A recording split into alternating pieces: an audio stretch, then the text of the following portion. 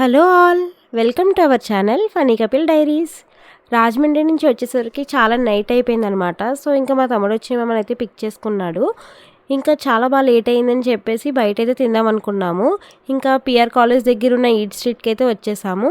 అక్కడ ఫుడ్ అయితే చాలా బాగుంటుందని చెప్పాడు. నాకైతే ఇదంతా చూస్తుంటే హైదరాబాద్లో ఉన్న డిఎల్ఎఫ్ స్ట్రీట్ గుర్తొచ్చింది. కానీ ఇక్కడ చాలా జనం అయితే ఉన్నారనమాట. కార్ అయితే ఒక దగ్గర పార్క్ చేసుకుని తినడానికి అయితే వచ్చేసాం నడుచుకుంటూ. ఇక్కడ చాలా ఐటమ్స్ ఉన్నాయి, ఏది సెలెక్ట్ చేసుకోవాలో కూడా మేమైతే కన్ఫ్యూజ్ అయ్యాము. కోనసీమ రుచులు అని చెప్పి ఇక్కడ ఉందన్నమాట. సో మాకైతే ఇక్కడ ఏం తినాలో అర్థం కాలేదు.